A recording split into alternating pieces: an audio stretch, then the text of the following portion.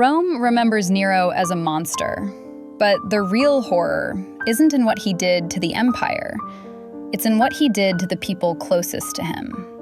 A child forced to become his dead wife, an empress erased to please a mistress, a prince murdered at dinner, and a mother he tried to kill 3 times before it finally worked. These aren't footnotes. These are the lives Nero crushed, one by one. Welcome to the Echoes and Oddities podcast. This is your host, Ivy Monroe. Tonight, we're diving into the tragic world that existed behind Nero's throne. The broken lives, the grief, the cruelty, and the stories Rome tried to bury. Let's step inside. Rome loved to write about emperors, their victories, their madness, their power. But Rome rarely wrote about the people they broke along the way. And nowhere is that more true than with Emperor Nero. Tonight, we're not telling Nero's story. We're telling the stories of the people who lived and died under him. People whose names barely survived, except as footnotes in someone else's tragedy. This is the world of Sporus, Poppaea, Octavia, Britannicus, and Agrippina. 5 lives tied together by one emperor. 5 stories of ambition, exploitation, and heartbreak. Let's begin. Before we talk about Nero's wives, or his rivals, we start with someone who wasn't born into power at all. His name was Sporus, or at least, that's the only name history left us. Sporus was a young boy, a slave, likely no older than early teens. He caught Nero's attention for one heartbreaking reason. He resembled Nero's beloved wife, Poppaea Sabina, who had died suddenly while pregnant. Nero couldn't let her go, wouldn't let her go. So he made a decision that still shocks historians today. He ordered Sporus to be castrated, brutally, permanently, so his voice wouldn't deepen and his appearance would stay soft, familiar, Poppaea-like. Then Nero held a full imperial wedding. He dressed Sporus in Poppaea's jewels, Poppaea's silks, and presented him to the empire as his new empress. Imagine the terror. A child, stripped of identity, forced to live as the ghost of a dead woman. Sporus traveled with Nero as his consort. He was displayed in public. He had to follow Nero's every move, every emotion, and every story that surrounded him wasn't really about him at all. It was about the emperor, and the woman Nero couldn't stop mourning. But tragedy didn't end with Nero's death. After Nero killed himself, Rome fell into civil war. 2 powerful men, Otho and Vitellius, fought for the throne. Both men wanted Sporus too. Otho, who had once been married to Poppaea, wanted him because of that connection. Vitellius wanted him because he planned to force Sporus to reenact an ancient humiliation ritual in front of the entire city. Faced with a life of endless exploitation and a final public torture, Sporus took his own life. The boy who had been forced to replace an empress died before Rome could hurt him again. To understand Sporus, we have to talk about Poppaea. Poppaea Sabina was famous across Rome for her beauty, her ambition, and her influence over Nero. Some ancient writers paint her as ruthless. Others say she was intelligent, politically savvy, and capable of holding Nero's attention in ways nobody else could. But what's clear is that Nero adored her. Obsession may be the better word. In 65 CE, while pregnant with their second child, Poppaea died. Ancient historians offer brutal versions, that Nero, in a rage, kicked her in the abdomen. Others say she died from complications during pregnancy, and Nero's grief twisted the story over time. But whatever the true cause, the result was the same.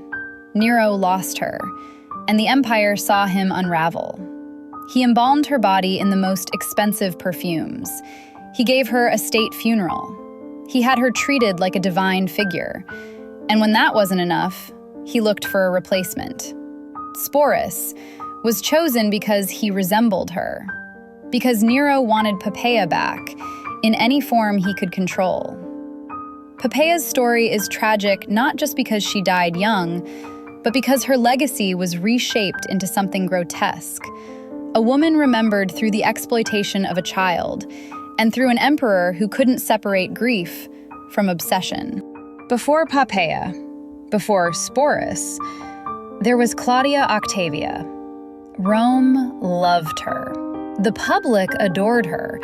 She was the daughter of Emperor Claudius, sister to Britannicus, and Nero's first wife. Octavia was everything an empress was supposed to be: noble, dignified, quiet, loyal. But she was also inconvenient. Nero wanted Poppaea, and Octavia stood in the way. So Nero accused her of adultery, a crime punishable by exile or death. The people of Rome protested. They filled the streets shouting Octavia's name. Some writers say the crowds grew so large, Nero panicked. But Poppaea demanded she be removed permanently. Octavia was sent to the island of Pandateria, cold, barren, a place where unwanted imperial women disappeared. There, soldiers forced her into a staged suicide. When her blood didn't flow fast enough, they added heat, steam, pressure, until she was gone. And then, Nero ordered her head delivered to Poppaea. Octavia never schemed, never plotted, never fought for power. She simply existed, and that alone made her a threat. Now, let's step back in time a little. Before Nero became emperor, before Poppaea, before Octavia's tragedy, there was a boy, a true heir, Tiberius Claudius Britannicus, the son of Emperor Claudius and Empress Messalina, the rightful heir to the throne, if Rome had followed bloodlines. But Agrippina, the mother of Nero, had other plans. She maneuvered herself into marriage with Claudius, pushed her son Nero into political prominence, and slowly, quietly, cut Britannicus out of the line of succession. Still, the boy remained a threat. And on the night before his 14th birthday, during a royal banquet, Britannicus drank from a cup that had been switched. He began to convulse, collapse. Nero shrugged and claimed it was an epileptic seizure. The guests looked down at their plates and kept eating. In a single evening, Nero removed the only person who could truly challenge him. Britannicus died before he ever had the chance to wear the toga virilis, the garment marking the transition into adulthood. Rome never knew what kind of emperor he might have been.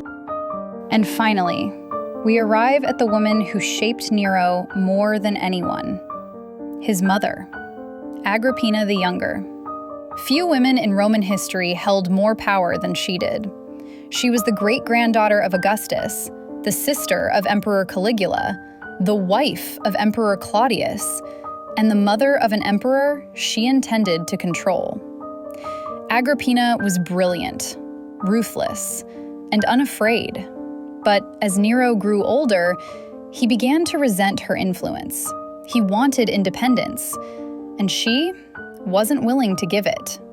What followed were some of the most bizarre assassination attempts in ancient literature. First, Nero tried poison. She survived. Then, he tried a collapsing ceiling mechanism. She survived that too. Finally, he had a special boat designed to sink at sea. Agrippina boarded. The boat splintered. Her attendants drowned, but Agrippina swam. Bruised, injured, furious, she dragged herself back to shore. Nero panicked. She had survived too much, so he sent soldiers to finish the job. Legends say Agrippina bared her stomach and told the assassin, "Strike here, for this bore Nero."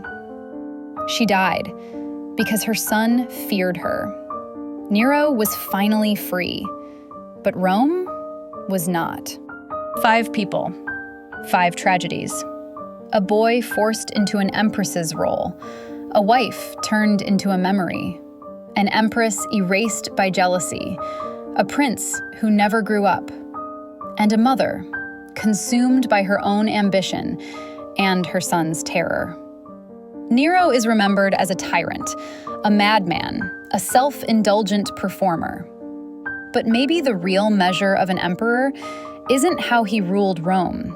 It's the trail of broken lives he left behind.